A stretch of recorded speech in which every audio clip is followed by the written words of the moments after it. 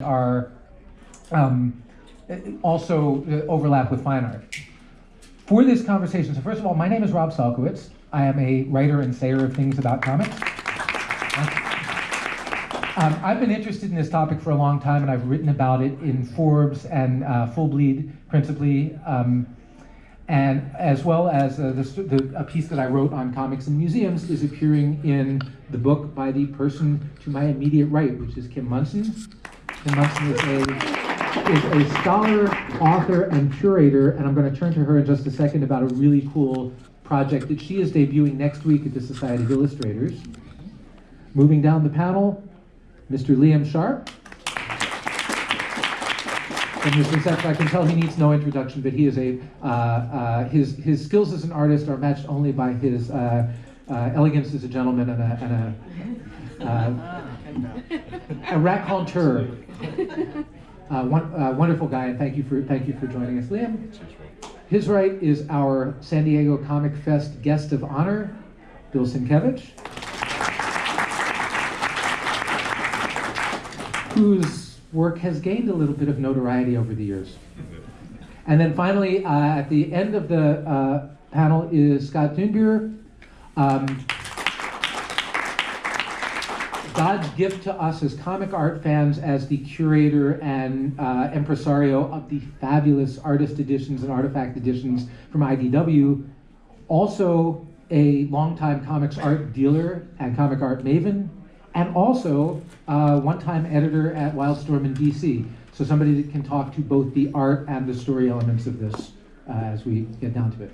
So this is a really cool group. It's going to be kind of an action-packed hour of stuff. So I want to move on. First, let me turn it over to Kim to talk about first of all, a little bit about your sort of work and background, and then directly into the stuff that you're doing at the Society of Illustrators. Because one of the things about when you display comic art in a museum, you're not only elevating the art as art, you're also elevating the artist and saying to the world, this is somebody that we need to pay attention to because their work is important and their contribution to it is important. And especially when those people have been overlooked traditionally, it's really important to have that sort of cultural validation to give it some more authority. Okay, take it away. So, hi. The book that I have coming out in July is called Comic Art in Museums from University of Mississippi Press. It's the first book that really goes into sort of the scholarly history of comics and museums and how they've kind of waxed and waned between sort of, they were very popular in the 30s and through the war era, and then kind of like disappeared in museums while the sort of abstract expressionist movement was going on and everything was kitsch. And then they were like rediscovered after pop art, and there was a big flood of comic art shows in the 70s. And then they disappeared again and came back around the time of Masters of Comics, like in the 2005, and kept building since then.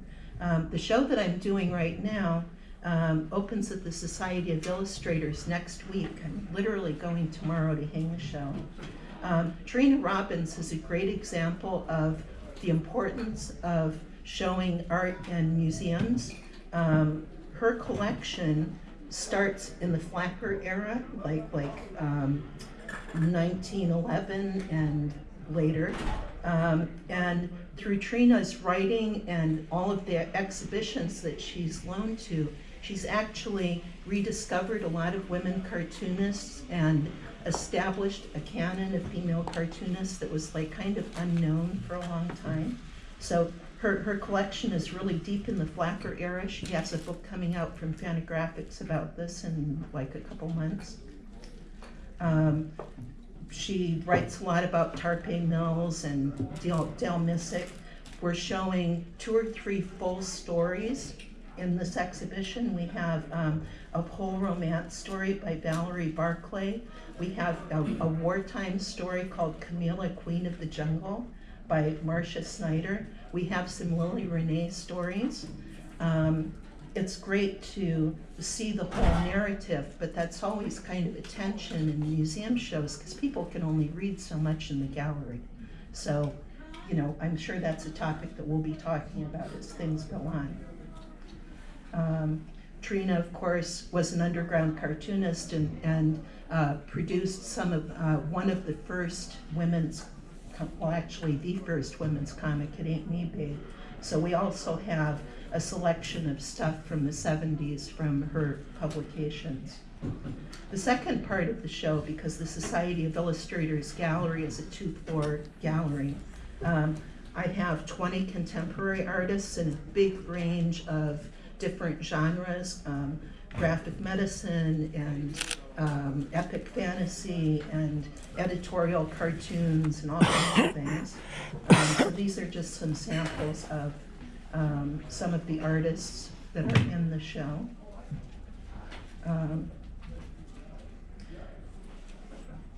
And I tried to include artists that also had some controversy, like this book by Fiona Smith called Sex is a Funny Word is actually a book about sex for children, and it's constantly getting banned in different places. So I tried to include representative works from books that should be seen more. Great.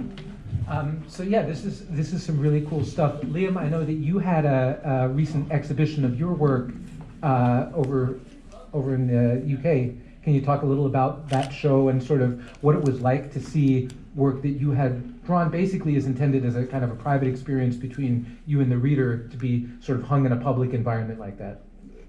It's actually it's kind of life-changing actually.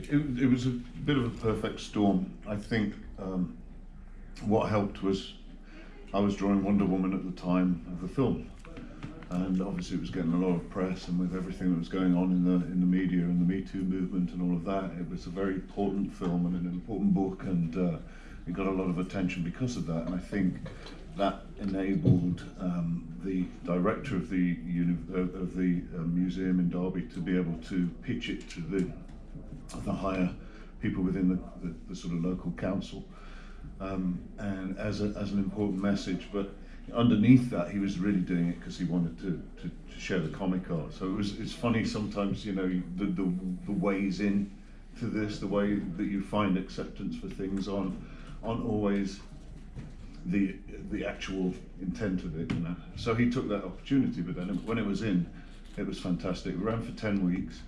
We had an amazing footfall for it.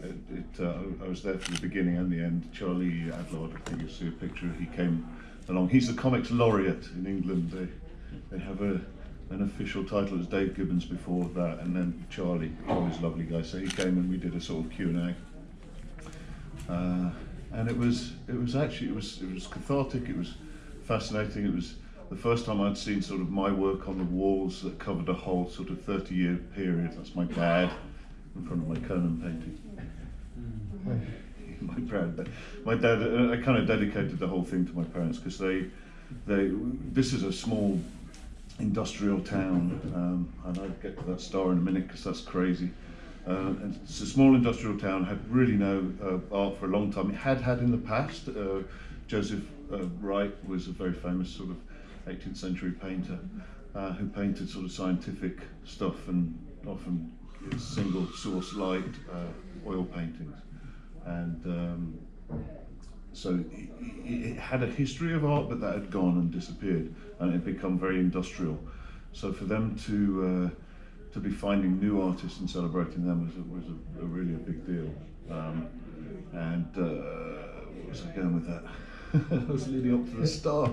So off the back of that, a year later, they've done a thing like a Born in Derby, called Made in Derby. Trail of Stars. It's like the Hollywood stars, only much better. And now I have a star in my hometown, right outside the pub, which is completely That's it. And we were talking earlier, Liam, that and in your those who were in Liam's spotlight yesterday heard the stories that you had, when you came up and doing comic art and coming out of the educational background, that comics were not really seen as being culturally significant or even like even a professional credential that you could use to get into other kinds of art and illustration. And now, did you feel like things are changing in the UK about how these are viewed as? Oh, they've changed profoundly. the point Rob's talking about was I had a fallow year when I really wasn't getting much work, and it happened. Everything was caving. The industry was caving quite a lot. So there was an issue with there not being enough titles for all the creators out there, and the image scene hadn't bloomed to what it was now. You know, so it still had a limited amount of titles, and everyone was vying for a bit of space. And inevitably, what happens in those sort of periods is we fall by the wayside. And in that time was really rough. We had to move away.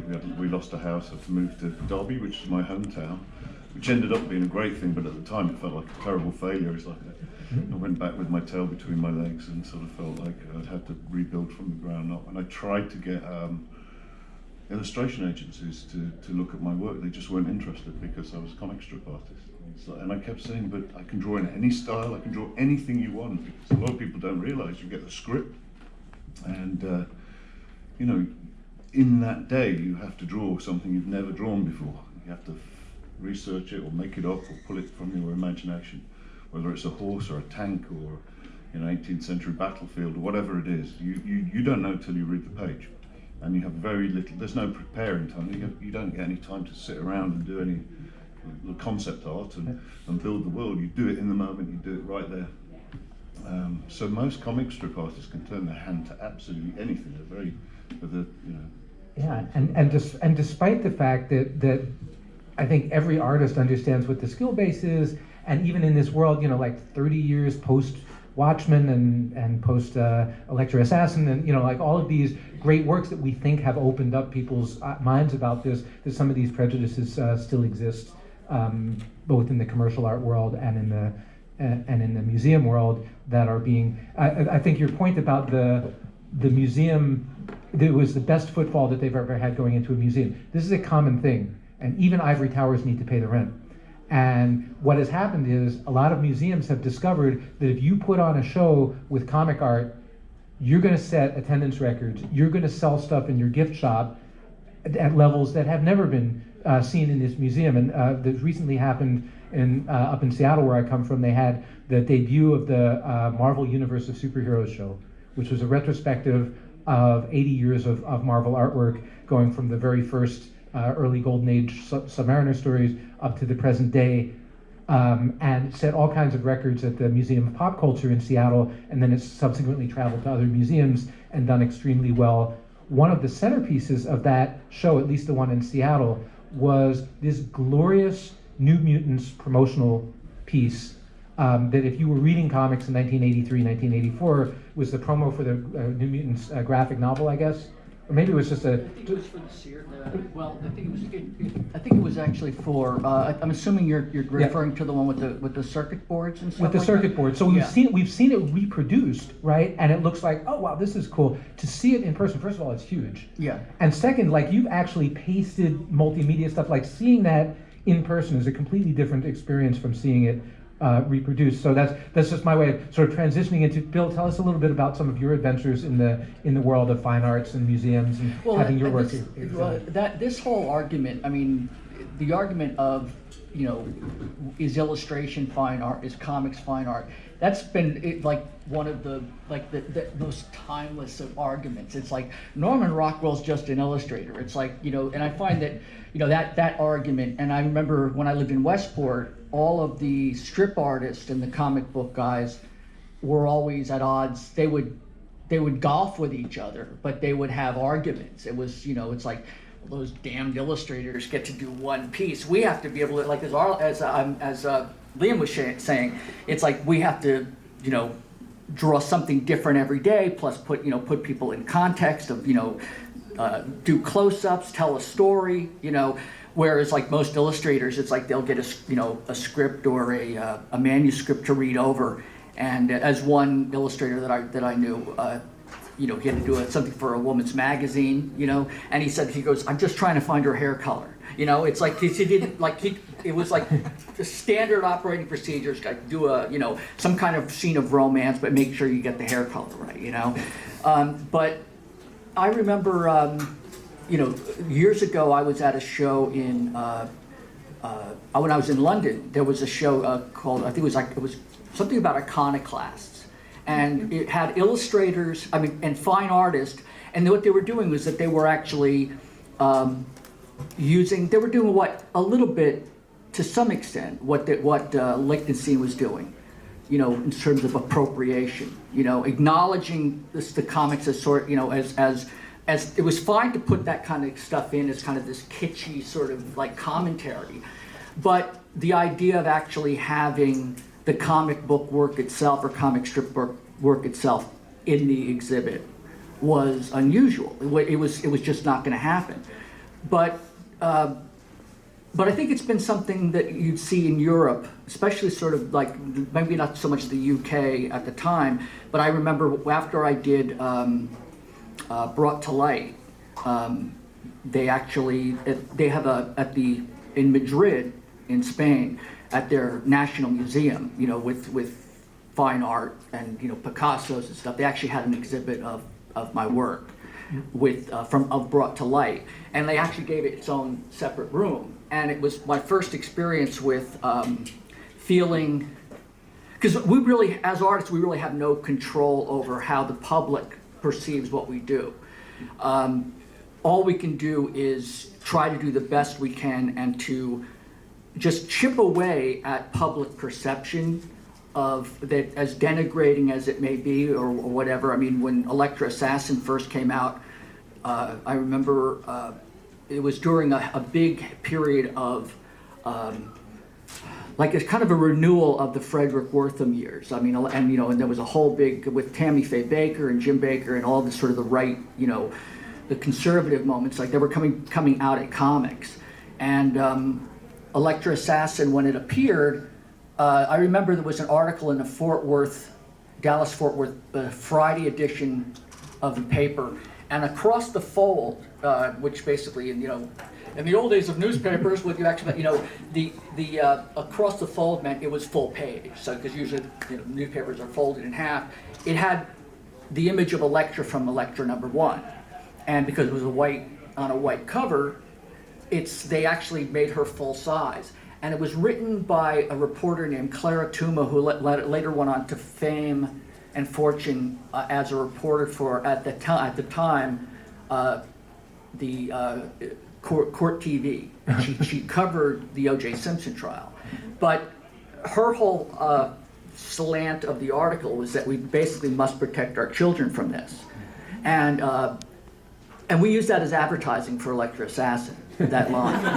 So it was perfect. I mean, you can't buy that kind of stuff. So it's lovely to see that comics are being sort of viewed more in a global context, and whether the success of the medium is also comes down to purely financial, where you think of, well, all these superhero movies are now doing well, so that somehow that validates the art form itself. It's like everything, I think, has to be taken in context. Where you can't criticize oak because it's not pine. It is what it is, and I think that the medium, in the same way, and I know I'm taking a lot of time, but the idea of the perennial arguments about, like, say, is illustration fine art, are comics fine art? We can feel, as creators or as stewards of the medium, we can feel, and we can try to steer in that direction, and just because my goal, speaking only for myself, is that I revere this medium and I feel like it can do anything. And I know we've had conversations, I know you feel this way as well, is that all we can do is give it all the kind of respect and work that we can do it. And if it's if the public perception is a huge super tanker, that is heading in one direction, it takes a while for that to turn. And and with the the exhibit that you're doing Trina's phenomenal, and she's got like such a wealth of history, and what you're doing with the archive editions, and then also what Rob is doing with putting out the articles that you're putting out, and especially like even when you're doing something for Forbes, which is sort of considered a financial arena, that it's almost like like somehow the validation comes along with, well, money becomes part of the equation. Well, the editors say I have to have a dollar sign in the second paragraph. That's what makes it a Forbes story. And that, Frank Frazetta helps with that, because every time there's like an auction, and a piece sold for $5 million. Okay, that's worth our attention. Right. And then I can use that as a springboard to talk about how it's sort of creating these perceptions. But that's exactly the point, because it's like, at one point, I remember having a conversation with Jack Abel when, after Lichtenstein's, like some of his romance paintings would go for like several $1 million at the time. The source material was probably taken from a romance strip that was done by Jack Abel, and I remember talking to Jack. I said, how do you feel? You may have gotten $40 to do it, and at the time, and here Lichtenstein is sort of appropriating, stealing, taking your work and sort of, quote, making a comment on it, and then he's making millions, and Jack, he was completely sort of sanguine about it. Just simply said, I probably stole it from Wally Wood anyway. I mean, it was like, it's all, we have no control over any of that. So all we can do is just do what we do in the hope that at some point public perception will change. And it's sort of like, so you're kind of, there's this sense of incessantly sort of chipping away at the blockades and perception, and I think it certainly is far different than it was when I started. I mean, when I was growing up, and I think everybody probably here can attest to the fact that when you were a kid, it's like if you were caught reading a comic book at an age beyond being a child, your IQ basically dropped by about 20%, 20 points in the eyes of other people, Whereas in Europe, that's not the case. And this is what this stuff means for the publishing industry, is kind of a second order effect. Is it's like, well, kids can say, well, look, we saw the artwork in a museum. It must be worthwhile. Or librarians, the forward-thinking librarians can say to the more clay-footed librarians, look, like this is getting recognition in cultural milieus that legitimate. Who are we to say, to be snobs about this stuff when it's hanging in the in the Museum of Modern Art or something like that. I wanted to jump in, Scott. I just wanted to touch on one thing that Bill had talked about earlier with illustration versus fine art.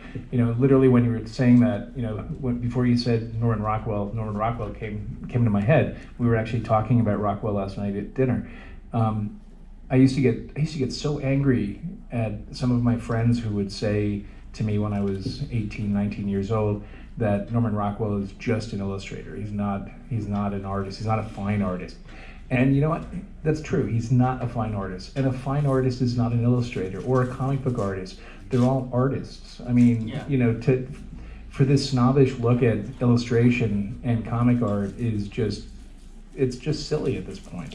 Yeah, I feel like it's almost a partisanship that is sort of like built into the human condition in some respects. That even with, and also like the other aspect of all of this is about comics, and what I meant earlier about context is that Rockwell, if you take him in a larger, quote, like real world fine art capacity, in the same way like you might look at a not Dennis Hopper, Edward Hopper, even Dennis Hopper,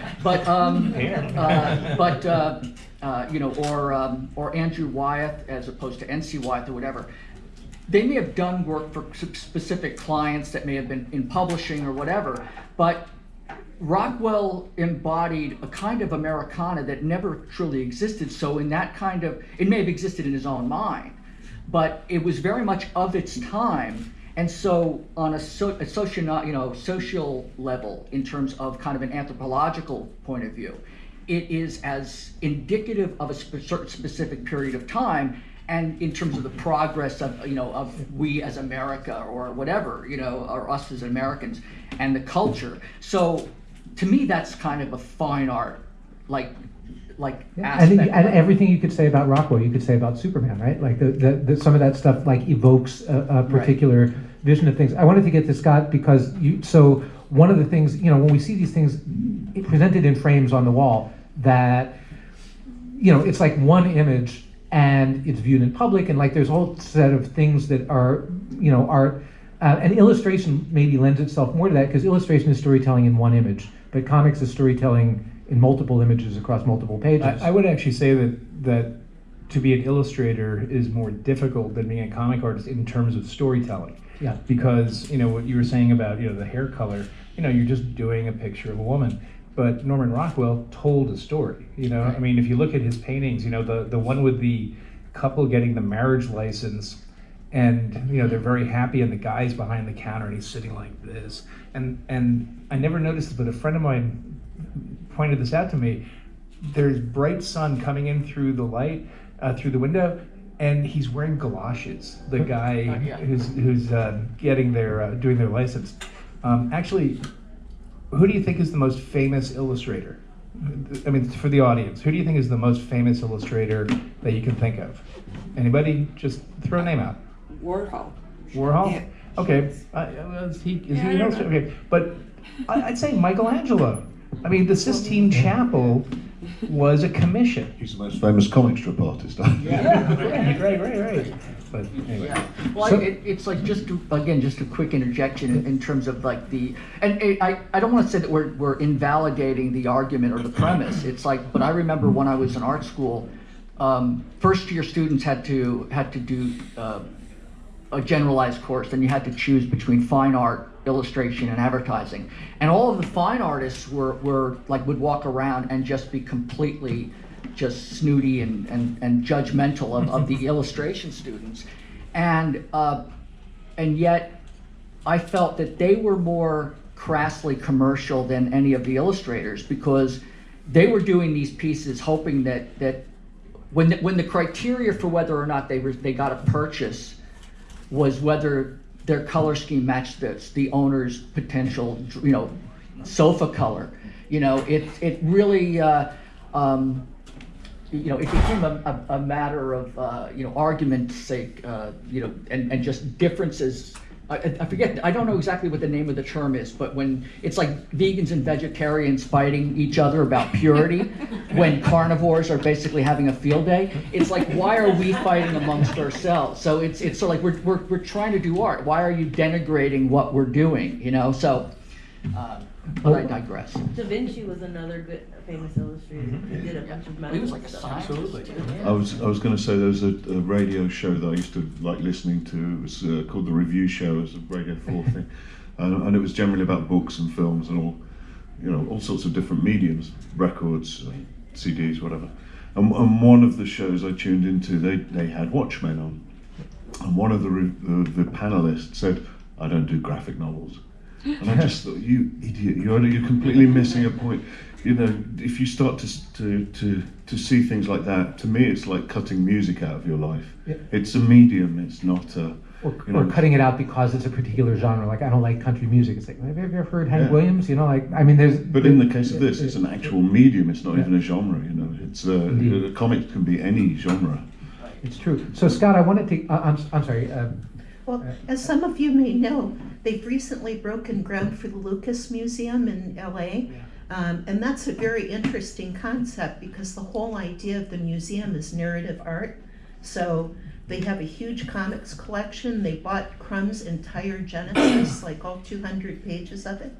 And they're very much about art as storytelling, like Scott was talking about. And of course, there's the Comic-Con Museum that will be here. I'll be talking to David Glanzer from Comic-Con at 4 o'clock in the cafe later today. But this actually, it's a good pivot to what I wanted to talk to Scott primarily about, because comics serve this narrative purpose, right? And so you have worked as an editor, and as an editor with a background in art, and it's like you have a good eye for, like, this is an attractive piece of artwork.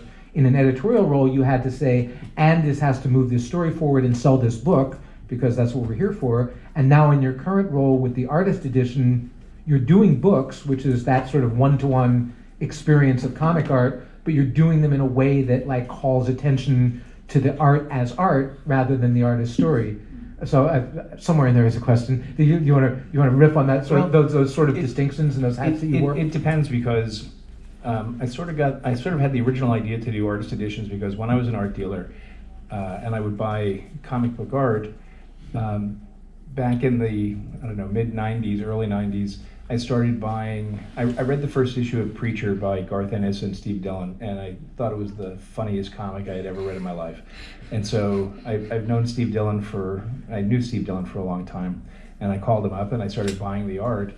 And what I would do is I stopped reading the comic book, because when I would go over and pick up like 3 issues at a time from DC Comics, I would just read the stories on the art boards. And I thought, wow, it's so great to have this experience in a book. There are 2 kinds of art books that I do like that. One is an artist edition, which actually has complete stories, so you can, like, for instance, David Mazzucchelli's Daredevil Born Again.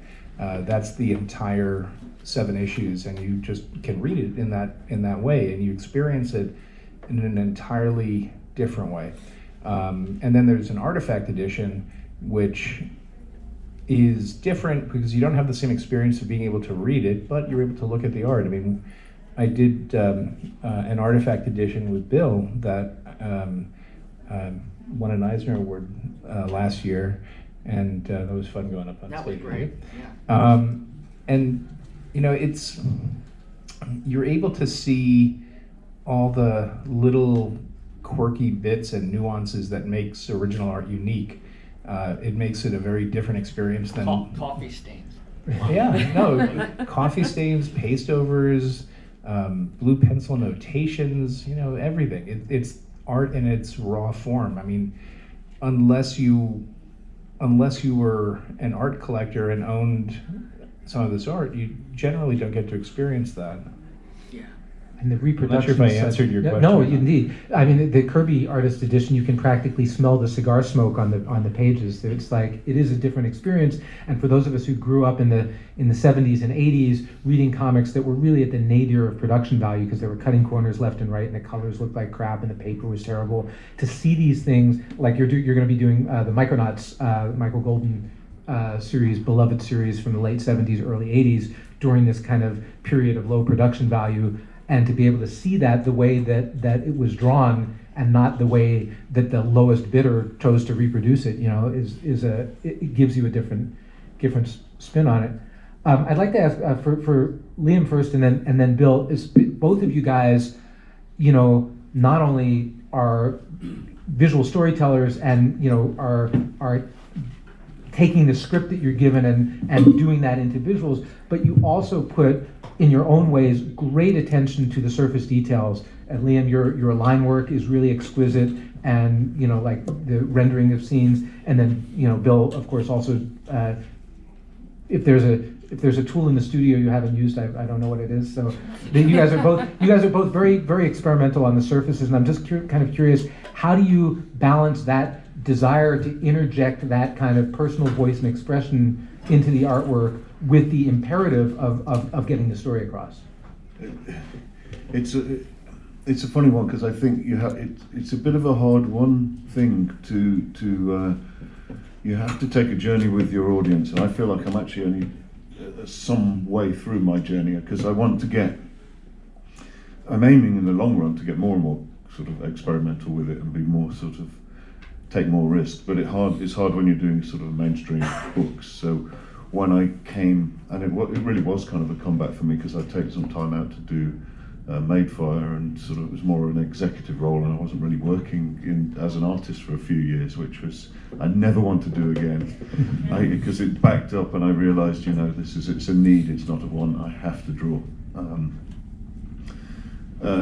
So when I came back, I thought, okay, I don't want to alienate my audience. I'm introducing a lot of people to me for the first time, so I really kept it quite clean and quite really focused on the storytelling more than anything. I think in comics, for most people, and there are always exceptions, Bill being one, but for most comics, the storytelling is more important than the art. If that is working and that is solid and that is clear, you'll get a good comic.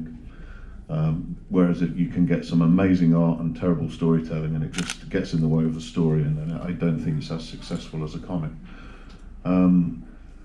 So I've been slowly on my texture in, and do similar to like Bill. I've used also. I've sort of got nails and screws and dipped them in ink and then kind of smeared them around to create shapes. And my son's over there. He knows the kind of bits of rubbish and screwed up. Well, over your tissue. shoulder, I'm showing this 2-page splash of like 1,000 characters, and you can see the expressions on all their faces and stuff like That's that. me and Grant in the corner there by the bar. Oh yeah, look at that. So now I'm officially part of the DC universe. But you don't draw a scene like that unless you're really trying to put across you're trying to command the attention of the viewer to this as like a really intense visual experience. Yeah, they've all got stories. My dad's in there too. He's the bald, bearded Green Lantern at the top, showing some artwork to some ladies with no eyes.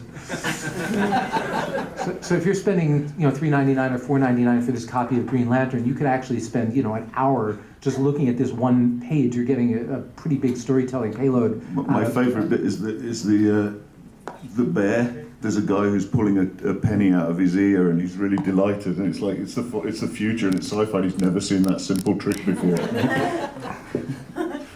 So how about you, Bill? Like when you, especially with when we were first starting to get very experimental in your style and stuff like that, were you reading the scripts and saying, like, this is the way? I guess I sort of explain your process of like how you went from a storytelling perspective to rendering it in this way that nobody had ever seen before, I guess. Well, in sort of in similar vein of what Liam was saying about telling the story. It's like that it is a narrative form, and I've done a number of projects where I was, again, quote, that set of hands, or it was certainly one of the biggest ones was after I'd done Straight Toasters, or around the same time I'd done Straight Toasters, I was working with Alan Moore on Big Numbers, where I was so used to reading the script, like with Frank, or plot from Chris, and then getting inspired, and the narrative aspect of something is like, if the story's already written, like this is set in stone, that's one thing. It's like, I might not be the guy for that, although, because I'm much more of a jazz, like an improvisational. It's almost like, I'm gonna take your writing, and it's like, and I'm gonna have impact, like it's gonna impact me, and it's gonna inspire like my thinking to kind of where I can go with this. It's like, and try to, the goal is there's an expression called plussing something, it's like, and that's what I try to do. It's like, when it fails, it's like I've minused it, but hopefully that doesn't happen. But it's part of my mechanism. I need that sort of back and forth, like let's just build, so that the words say one thing, the visuals say another thing, and together they create this third entity that is just like transcended. Have any of you guys seen an Alan Moore script? Oh yeah. Okay, an Alan Moore script is, if it's a light one, it might be one full page of text for an entire page, single space, not double space. And I've seen panels that have been 3 pages long. Yeah.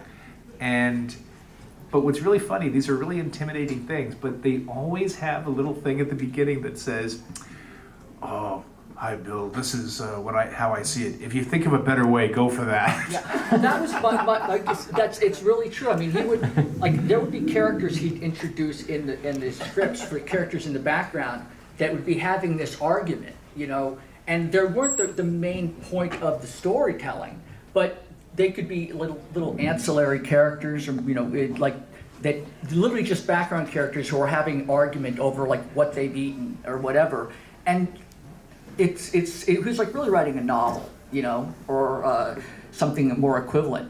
And the difference is with working with Alan is that, like, the analogy of him saying, run with it however you want, kind of do what you do, it's sort of like saying, locking somebody in a closet and saying, hey, you know, play as much football as you want. You know, it was kind of like my big, like I loved the story, and I felt like, not a sense of hamstrung, but I felt like I couldn't do that because I loved the story or the idea of what he was doing, and I had to set aside some of the jazz stuff and just sort of like realize I'm part of a band, or you know, like we're a team here. So I had to recalibrate and realize that to do justice to the story, I couldn't go off and create sort of any bizarre characters. My, you know, or run with it in any kind of exaggerated way. My big contribution would be to like give a character a beard. You know, it was almost like I'd have to kind of rein in, you know, and that was, you know, an interesting process for me. I mean, it's you know, and but I think it's kind of an interesting way of working with a whole bunch, because one of the things that is great about comics is that it's a collaborative medium. So you work with, you know, you have different writers and artist teams, and they may come up with something completely different, you know. Well, it's one of these sort of if you haven't seen Big Numbers, it's probably because 2 issues of it appeared, and it was sort of one of these great lost projects. I remember hearing like rumors, and somebody said in 1969 that Miles Davis and Jimi Hendrix had talked about working together, and there's probably a reason that we haven't heard those sessions either. It's sometimes people that have a very you know, idiosyncratic and personal ways of expressing themselves individually have a hard time harmonizing that. If I may, just the reason I think we certainly, Al and I certainly had big plans for Big Numbers in terms of what we were trying to take on. I mean, starting from often in black and white. The format was a square format. It was going to eventually become full color, and it was dealing with the subject of chaos and entropy and sort of like the butterfly effect. If any of you are into like quantum, you know, mechanics or any of that stuff, about like the beating of the butterfly wings in Africa will affect, you know, the like how much rain the Midwest gets, you know, in the United States, that kind of thing. So these seemingly unrelated events, you know, like that there's a kind of a sense of order in chaos, but that you know, everything kind of declines, or in terms of cohesiveness. And the reason that Big Numbers fell apart is, I mean, everything from taking, you know, using photographic models from, you know, 45 different people who I was using as reference, you know, going to mothers and kid, you know, in Westport, Connecticut, which is, if any of you have read like the Stepford Wives or whatever, it's and saying, you know, and like at the time I had, you know, I was driving in a 911, I had long blonde hair like a mullet, and then I'm saying, I'd like to take photos of your children. You know? It's like it doesn't bode well in terms of like, you know, so. It becomes this really kind of awkward thing. I mean, like, you know, the death of parents, it's like all of these best laid plans of how I'm going to do this. The workload was insane in terms of what I was trying to put into each of these panels and pages. And I realized it became a little bit like the Terry Gilliam, like Lost in La Mancha thing, you know, where the story of why, like, somebody should do a book with just the 2 issues of Big Number and then a documentary on how it all fell apart. And Big Numbers is, the complete Big Numbers is how real life chaos infected, it becomes very meta. I'm pitching that book tomorrow. Okay. That's a great, as you were talking about it, I was thinking, Jesus, this would make a great book about because I think most of the principal people are still alive, and I've heard bits and pieces of this story, mostly from you over the years. But so I got the good news, or maybe in your case bad news, that we don't have a panel coming in behind us, so we can actually go a little bit over. So if you guys are enjoying this conversation, we can just keep banging on as consolation for keeping you in your seats longer. Let me throw it open to some questions from the audience if you guys have some thoughts. You, sir. I guess for me it's kind of a 2-part question. When the Guillermo del Toro exhibit was in LA, he actually, you know, it wasn't a lot, but he had comic art there. And I mean, to see a Robert Crumb piece was like just mind blowing. and for normal, for people that wouldn't necessarily see, might not know comics that well, to have comic art there was just like an epiphany for me. But also, I think, the thing about, I think you're absolutely right with like an artist. I mean, there's, like Liam and Bill, but I also hold like Jim Aparo and Kurt Swan just as much, because everybody brings their own thing to it no matter what. Yeah, Kim, you want to talk a little about like some of the context of showing this stuff and the. Well, actually, one thing I wanted to mention is that the idea of narrative that these guys have been talking about is really an important issue in exhibitions, because you don't want to lose the narrative nature, the sequential nature of comics, but people can only read so much in a gallery. So I interviewed a lot of people when I did my book. Carol Tyler, who did the Soldier's Heart series about her father in World War II and everything, she wanted to show a whole book, but she's in the Midwest, and she decided that it would be really folksy to show an entire book hanging from a clothesline. So you had all of these pages just like kind of waving in the air conditioning, and you were trying to read this whole book standing there in the gallery. I interviewed Art Spiegelman about his retrospective, and the way that was set up, it was his whole career, like from breakdowns in the undergrounds through Raw and into all of his new projects. And the centerpiece of it was this big U-shaped light box that had every page from Mouse in it. And it had a bench in the middle where you could like kind of read for a while and take a break, and they had issues of Mouse, like the books at both ends of the bench, so you could actually like look at the book for a while and kind of absorb it. And they had a lot of his sketches from Mouse and everything. And I was talking to him about it, and I was talking to him about Crumb's Genesis, which is another situation like that, where you've got like 200 pages on the wall. And he said, it was important to do it that way, and it looked great, but I would never do it that way again, because it was just so overwhelming for people to try to absorb that whole book and still get to the rest of my career. He purposely designed the exhibit so that from Mouse you looked up and the next thing you saw was really bright colored pages from the New Yorker, so it would like draw you into the rest of his career. But most people are kind of exhausted by the time they got to the end. One thing I've always felt that a lot of comic art exhibits fail because they do take art out of context, and it is as you said, Kim, a sequential format, art form. I mean, to me, while something like Mouse is just daunting because it's so big, but I always felt, for instance, EC comics, they're short stories. It's if you have a story like Judgment Day, which is a famous story, it really doesn't mean anything if you have one page hanging. It's the entire experience of that 7 or 8 page story. And the same thing with a story like Master Race, like by Bernie Krigstein, or even taking pieces, segments of stories, like Steve Ditko's Spider-Man 33, the famous sequence at the beginning of the book where he's lifting this giant weight off of him. I think it would be great to have just like that 5 or 6 page sequence. You don't have to have necessarily everything. You don't have to have all of Genesis, which is a gorgeous book, but just portions of it, I think would be very valuable and better than just having random comic pages.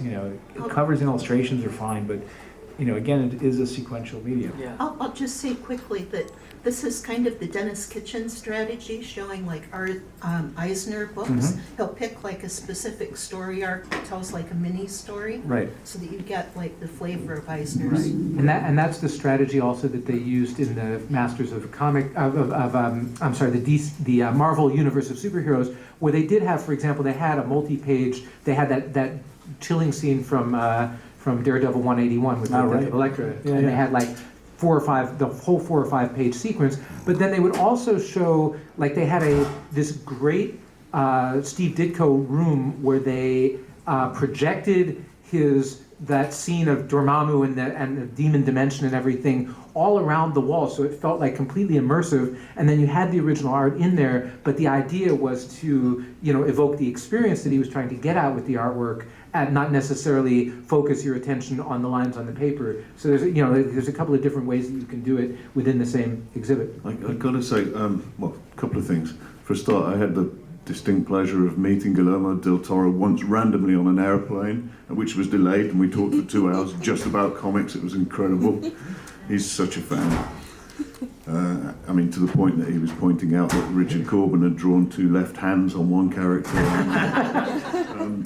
That's paying some close attention. Yeah, but coming to my exhibit, I didn't have sequences, but I don't think it mattered actually. It was. I only had space for I think it was 80 pieces in one large room, but it was an overview of a whole career, and it was actually profound to sort of actually see the thread through it all, from my earliest stuff to the last.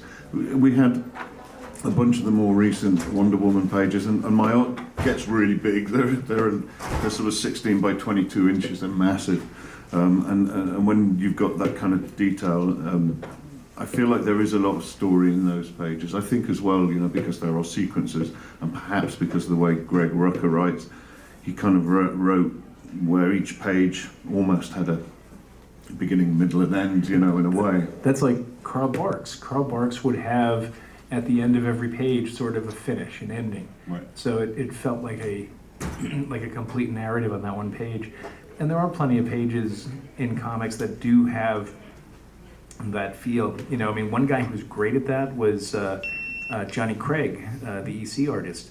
You know, he would write his own crime stories, and they were brilliant. But the way he would tell a story, he did something that was very rare in EC comics. He would occasionally have silent panels, you know, to really get a feel for something. There's one story in particular that always made me laugh.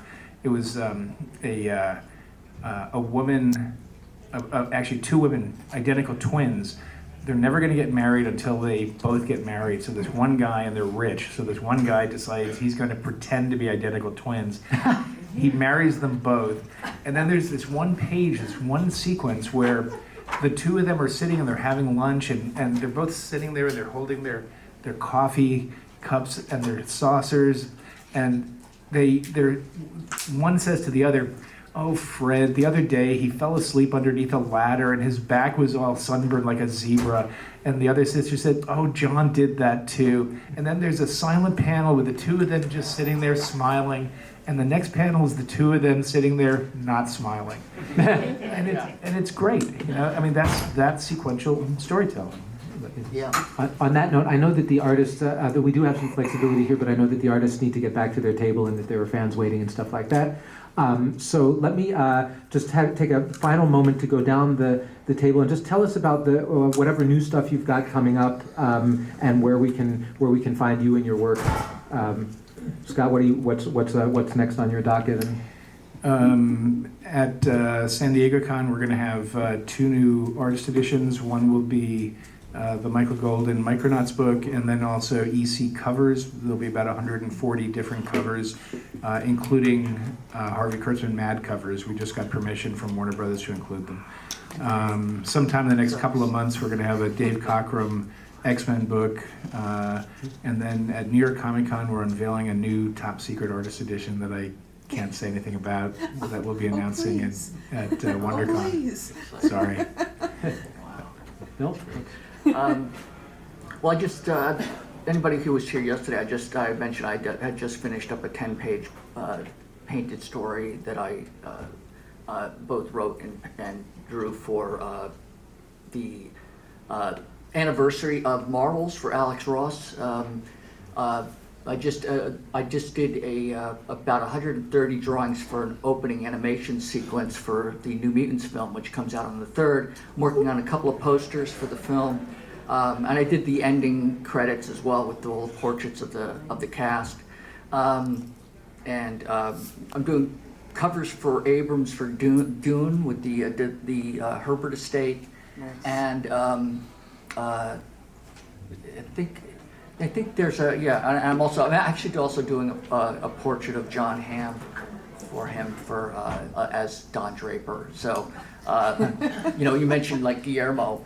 It's like it's amazing. You find these people who are sort of, in other art forms that you really respect. Like Guillermo. I mean, he wrote the foreword to my Dr. Moreau, Island of Dr. Moreau book, and so I said, if you can do that, I'll gift you one of the pages. So it's like he was a sort of a mutual admiration society. It's always nice when those kinds of things happen. You see these other artists in other arenas, sort of that you admire, and they become part of your influences as well. So I think there's other stuff I'm doing, but I'm Well, these images of Bill's art that have been going on in the slideshow come from his recent retrospective book, Revolution, Volume 1, and I assume there are other ones forthcoming. Yeah. If you were at Bill's Spotlight last night, we talked about that a little bit as well. How about you, Liam? I've got another 200 pages of Green Lantern to draw, so that's going to keep me quite busy. So all comes down to willpower. But I have, I think it's going out this week. I've got my third novel coming out, which is called Caged Aurora. It's a young age group fantasy, sci-fi type thing. And I think it's being announced in Publishers Weekly this week, which is quite exciting because I love prose as well. I think I can keep it. This is if you can keep it secret. We'll have NDAs on the way out. NDAs on the way out. But I mean, and I'm really, really proud of this. This is, and it's in the theme of the story that we're telling in this room tonight. Tonight. I don't know whether it's day or night. This is the normal state of an artist. So, some 15 years ago, I went to Derby University. I was in the same sort of quiet period when I wasn't getting any work, and I thought it might be a good idea to maybe go back to school and maybe get a master's or something like that. Look at doing a degree. And I took my portfolio along and showed them, and had the this will stick with me till the day I die. One of the tutors basically, they were very, very snooty about it, and they said, "Well, isn't this all a bit redundant post Hiroshima?" What does that even mean?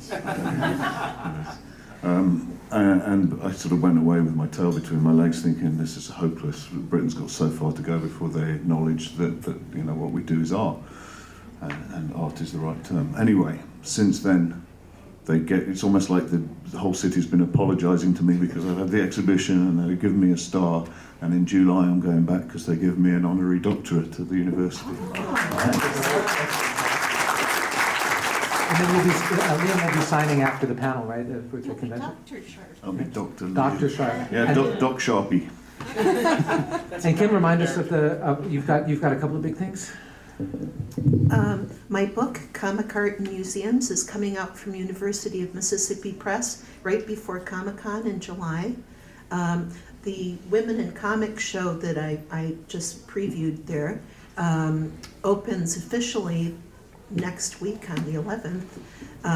And we're having a big opening party and artist panels and everything during Mocha Fest, which is the first weekend in April. And that runs until June 13th. Very cool. And And Rob and I are probably doing a panel at Comic-Con about it. Don't jinx it. Yes, we will. I very much hope that we will be able to do that. I think it'll be upstairs in the comic art. What do they call it? The academic conference portion. Comic Arts Conference. Comic Arts Conference. And you can follow my stuff. So I write 7 pieces a month or so, give or take, for Forbes. I have a piece. I have every other week in ICV2, occasionally in Publishers Weekly. You can follow me at Rob Salk if you care about my writings and doings and occasional political rantings. Let's thank our fantastic panelists for a great conversation. Thank you guys. This was awesome.